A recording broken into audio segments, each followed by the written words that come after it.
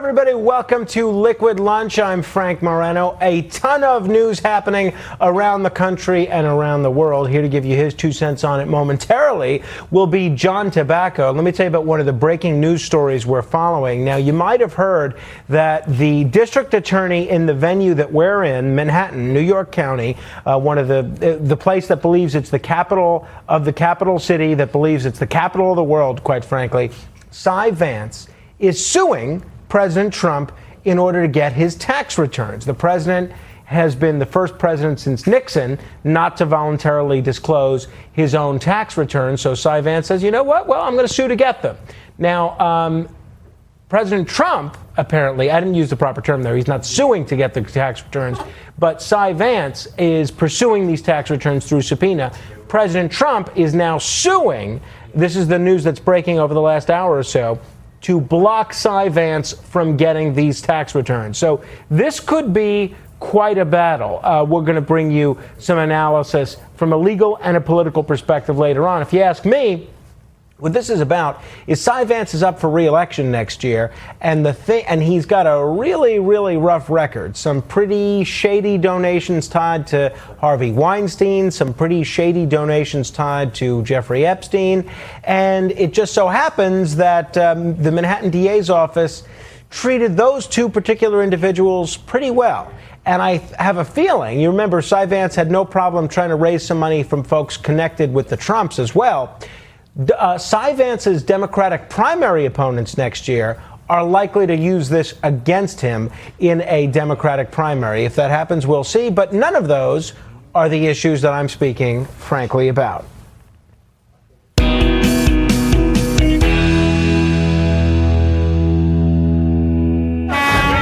Well, I've been pretty determined to be a Trump supporter in 2020. I voted for Trump in 2016. I was for Trump in the year 2000. I've been for Trump for president for about 20 years, literally. And I was for him in 2008 when people talked about him running. I've always been for Trump for president.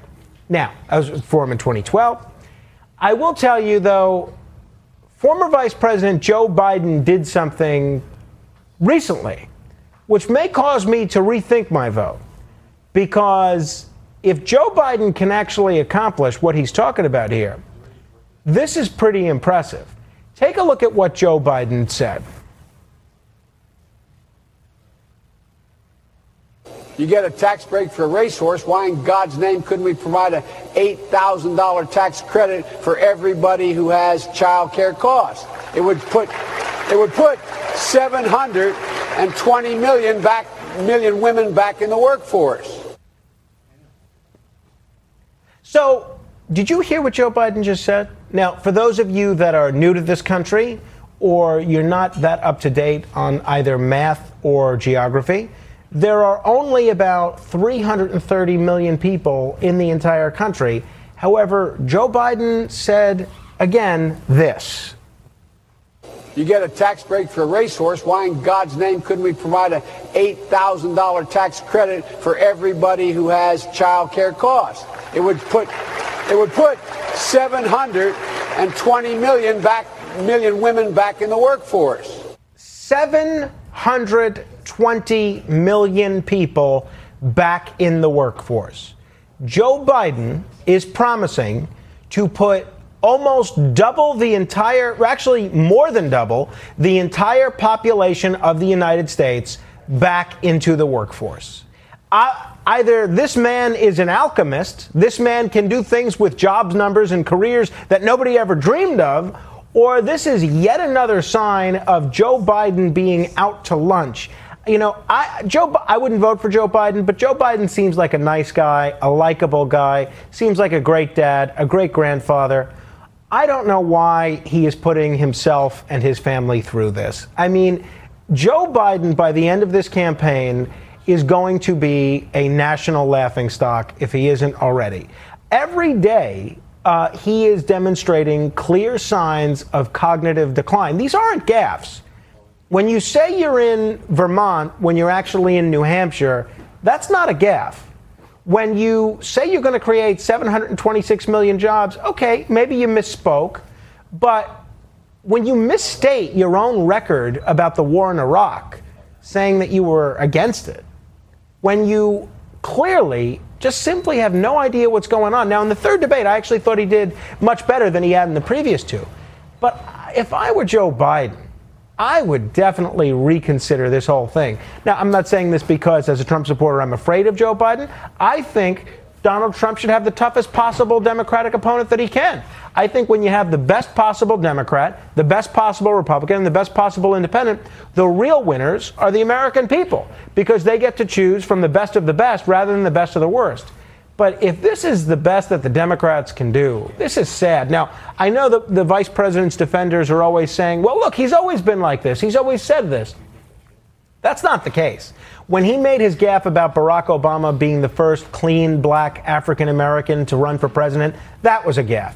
When he said you cannot go into a 7-Eleven unless you have a slight Indian accent, that's a gaffe. When he said to a guy in a wheelchair, stand up, Chuck, let him see you, that's a gaffe. When you don't know what state you're in, this is a clear sign of cognitive decline. Now, we have an action-packed show for you here today. Coming up in just a few minutes, we're going to talk with, we're going to mix it up on our politics panel. Bill Cortez is here on the right, and Laura Fink is here on the left. There are a ton of interesting stories happening nationally and internationally and culturally. We're going to, obviously, you guys have been hopefully making a lot of money based on the sports picks that John Tabacco and Nico Romano have been giving you. We'll bring you that. And don't look now, but not only has New York banned flavored e-cigs, but India has banned e-cigs of all types. That's right, India, second largest country in the world, I believe, in terms of population. They've banned e-cigs. They're calling it an epidemic. So my favorite story, and a story that we're going to be coming back to throughout the show, is President Trump yesterday introducing his new national security advisor, but he didn't introduce him and say, oh, this is such a great guy, isn't he wonderful, this is his record. He also went out of his way to take a shot at his former national security advisor, John Bolton. This is what the president said yesterday. Take a look at this. John was not able to work with anybody, and a lot of people disagreed with his ideas.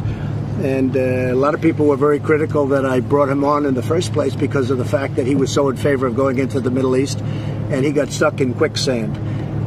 We became... Count me as one of those that was not at all in favor of him bringing John Bolton on. I commend the president for hiring him. And I don't blame the president at all for pointing out his shortcomings. I'm hopeful that the new national security advisor will be much more of a Trumpian than John Bolton was. John Bolton is a neocon. He is a Bush guy. He promoted and supported and was one of the lead architects of the disastrous war in Iraq, which we're still seeing the implications of. Here's an idea of somebody that maybe the president could consider for a cabinet post, if not a cabinet post, maybe some sort of advisory role. He was way ahead of the curve on North Korea and Kim Jong-un, way ahead of the curve on diplomacy. You might remember him from his time with the San Antonio Spurs or the Chicago Bulls. Take a look at what Dennis Rodman said this morning on the Fox News channel. Next 18 to 24 months, you'll see Kim Jong-un in Washington, D.C. Wow. What do you think about Donald Trump being re-elected? Do you think he should be? Do we have a choice? Do we have a choice? I know it's a lot of candidates that's out there right now, but I just think that people are looking at the business, the money factor, the way he's changed this to in a 180 degree, and I like Donald as a friend. I love him as a friend. I see him on the golf course. He's out there, hey, Dennis, can I help you? I'm like, yes, Donald, you can help me. You can help me, Donald. Okay, great, thank you. Yeah, so it's cool. But like I said, I like Donald as a friend. You know, his family's been very, very good to me. And, hey, Donald, please, can I say one thing, man? Can I go back to North Korea and try to finish my work? Can I finish my work? You know, so... give me a call. Come around. We may get a tweet. Visiting Washington, Dennis Rodman ought to go to North Korea. If he's not going to North Korea, let's send him to a different foreign country. Because as long as Dennis Rodman is out of the country, we're winning. Are you winning now that I'm here? I didn't even realize you weren't here. I just slipped in under the cover of night. I'm sorry about that. I was caught up in some major high-level meetings. There's going to be big big liquid lunch announcement coming next week. You're not even going to believe what's happening. I was down earlier this morning by the New York Stock Exchange. I heard there's some great things going on down there. As you know, the market's up 100 today, which is good news. And the other thing that I want to talk to our audience about is Bitcoin. I touch on it every day and say 10,000 is the new support level. Bitcoin, as we speak, is trading at 9,900, which is just under 10,000.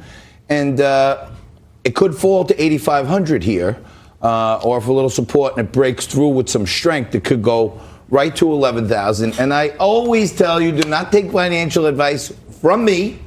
Don't listen to me. Don't buy things because I talked about it, because keep in mind, every day we're in the Question Tequila Studios, the Panzoni Vodka's here, and I say some things sometimes that you probably shouldn't rely on. You should educate yourself, make yourself aware. And I rarely do this either, but I do want to let you know, with Bitcoin under 10,000, I think it's a very valuable situation. There's significant risk to the downside, but I personally went into Bitcoin today because I think this is going to be a turning point. You got to seize on these things. So under 10,000 is a scary point. I've been warning you for a while that under 10 it could drop quick. But right here, I also think if it breaks back through with some strength, it goes much higher. So I'm not telling you what to do. Read that thing that they just had on, that thing right there. Read that. And understand, I'm just telling you what I did. And Frankie, the last time I told you what I did, Overstock.com got some help from the regulators. The regulators came in and pressed them and made them cancel the dividend or postpone the dividend, which let the short sellers off the hook, and the stock's down a little bit. But reckoning day is just 3 to 6 weeks away, boys. So I'll keep you posted on that. You stay right there. We're going to come back and mix it up right after this with Laura Fink and Bill Cortez.